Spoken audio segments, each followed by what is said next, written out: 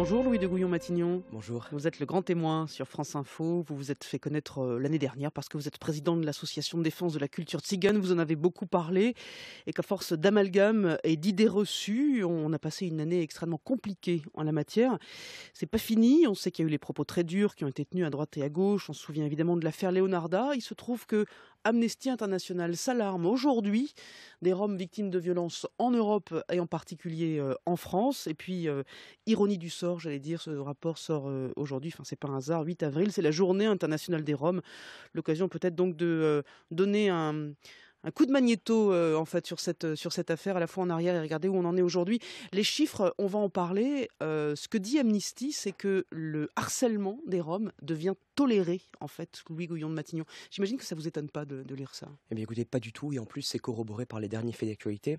Je vous rappelle qu'il y a moins de 6 mois, une personne avait agressé des Roms à coups d'acide. Cette personne a été jugée il y a très peu, il a été condamné à 3 mois de sursis. 3 mois de sursis pour avoir agressé des populations qui sont des populations qui sont pauvres. Alors je le rappelle, en cette journée internationale des Tziganes, les Tziganes, qui sont les Tziganes? Ce sont les Roms, les Manouches et les Gitans. C'est un peuple d'origine indo-aryenne, indo-européenne, et c'est aujourd'hui la première minorité démographique en Europe. Aujourd'hui, pour que les gouvernements en Europe règlent entre guillemets cette question Rome, il est indispensable de transporter le sujet non pas au niveau national mais au niveau européen. Aujourd'hui, l'Europe n'est pas dotée de police européenne et je demande à ce qu'une police européenne qui ait un pouvoir de coercition et qui ait un pouvoir exécutif dans la matière puisse être créée. Je rappelle aujourd'hui que les 2 seuls organes judiciaires qui existent au niveau européen sont Europol et Interpol. Mais aujourd'hui, il faut bien comprendre que la question Rome, c'est la question de groupements criminels organisés qui prennent en otage des familles entières à l'est de l'Europe et qui les obligent, qui les contraignent à venir commettre des infractions à l'ouest de l'Europe. Et cette situation, nous ne pouvons plus la tolérer. Donc une police européenne qui fonctionnerait comment? Qui aurait le droit d'entrer dans n'importe quel pays, de suivre un certain nombre de Roms qui rentrent en Roumanie, qui reviennent en France ou ailleurs? C'est comme ça que ça fonctionnerait? Exactement, je pense, dans la mesure où, si vous voulez, aujourd'hui, on constate dans les faits que la majorité de ce qu'on appelle les Roms, mais en réalité, les Roms, ça n'existe pas en France. Il n'y a que des ressortissants communautaires est-européens. La Constitution ne nous garantissant pas le droit de pouvoir appeler des minorités par leurs origines ou par leur religion ou quoi que ce soit.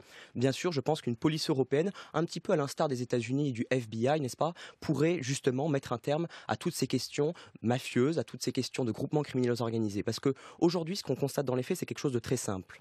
Le ministère de l'Intérieur en France n'a aucun lien direct avec les ministères de l'Intérieur en Roumanie, en Bulgarie, en Macédoine ou au Kosovo, dont sont originaires la majorité de ce qu'on appelle les Roms et qui aujourd'hui sont sur notre territoire. Moi, je suis pour que notre population, la population européenne, soit défendue. Aujourd'hui, les Roms, c'est la première minorité démographique en Europe. C'est 12 millions de personnes. Et aujourd'hui, aucun gouvernement ne souhaite les protéger, ne souhaite les défendre.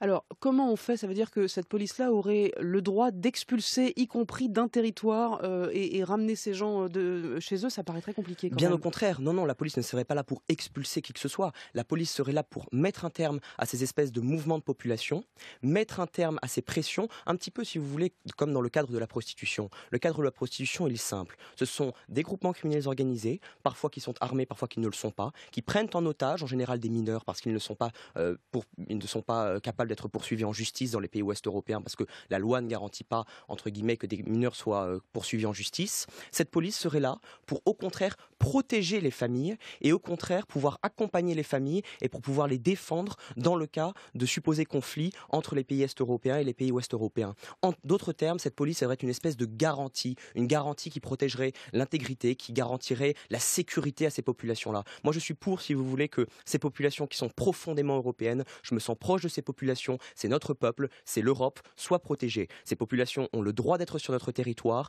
nous avons signé des accords, la France s'est conformée aux grands contrats européens et depuis 2008, je suis fier que la Roumanie et la Bulgarie fassent partie de l'Union européenne. Alors, le droit, effectivement, d'être sur notre territoire, c'est vrai. En termes d'expulsion, et les chiffres, ils sont très récents également, ils datent de ce mois de janvier, ils disent qu'il y a eu 20 000 expulsions de Roms depuis la France. C'est un chiffre qui n'avait jamais été aussi important. Quand on songe, par ailleurs, qu'on est dans une population de 15 à 17 000 chez nous, en tout cas en France, ça veut dire que ça ne fonctionne pas, de toute façon.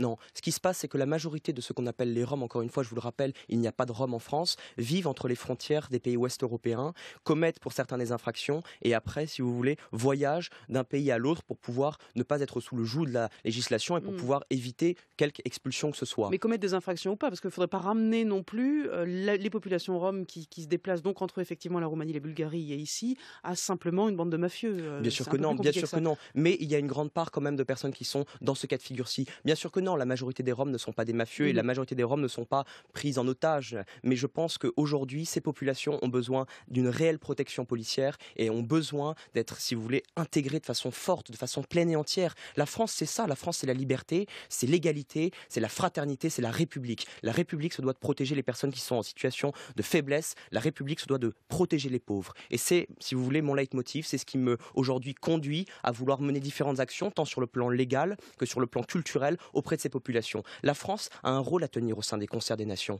La France a une position, la France a une image. Aujourd'hui, si on nous regarde à travers le monde et si on les écoute, c'est justement grâce à cette image. Et je suis pour que le sujet de la question Rome devienne un enjeu pour la France. Et je veux que la France prenne des positions fortes afin de garantir la liberté, la sécurité, la protection de ces personnes-là. Et alors, pour que tout ça puisse s'organiser et pour que l'intégration se fasse mieux, les solutions, quelles sont-elles? Parce qu'on a le sentiment finalement qu'il y a eu environ 165 expulsions de camps l'année dernière, ça fait 60 et 74 solutions de relogement.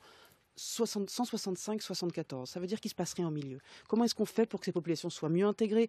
Est-ce qu'il faut, comme ça existe dans certains endroits, organiser les camps avec des travailleurs sociaux à l'intérieur? Est-ce qu'il faut les traiter comme un groupe ou comme différentes familles qu'on place ici et là pour les reloger? Comment on fait pour que ça fonctionne? Bien sûr, et je suis aujourd'hui désolé d'apprendre ces chiffres, mais ce sont des chiffres qui en réalité reflètent l'aspect et l'atmosphère un petit peu nauséabonde qui règne en France aujourd'hui sur cette question-là. Moi, je suis pour qu'on applique quelque chose de très simple. Ce sont des règles qui ont été dictées en partenariat avec le Conseil de l'Europe, mais aussi avec le Forum européen des Roms et des gens du voyage. 4 plans d'action. En 1, la santé. En 2, le logement. En 3, l'éducation. Et enfin, la protection et l'emploi.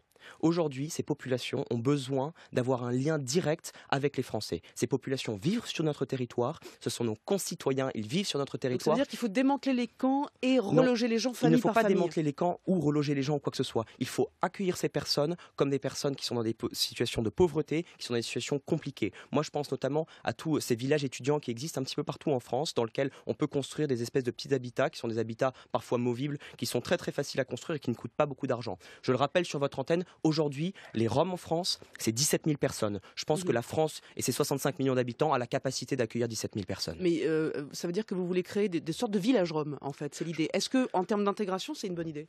Ces villages sont des villages transitoires, madame, pour qu'ils puissent au contraire d'abord si vous voulez, comment dirais-je, s'acclimater, n'est-ce pas, avec la situation en France, apprendre notre langue, commencer à avoir des diplômes pour pouvoir apprendre un métier, ensuite être protégés sur le plan de la santé. Je rappelle que la majorité des gens, lorsqu'ils arrivent sur notre territoire, sont dans des situations très très très compliquées sur le plan de la santé. Alors, dans un premier temps, ces villages d'insertion qui donneraient ensuite la possibilité aux Roms de pouvoir mieux s'intégrer au sein de la population. Mais je pense qu'il faut réfléchir à long terme. Si vous voulez, on ne peut pas se permettre de réfléchir à court terme. Il n'y a pas de village Rome ou il n'y a pas de pas village Rome. Il y a l'Europe, il y a la France, il y a les Roms. Intégrons-les, c'est notre devoir.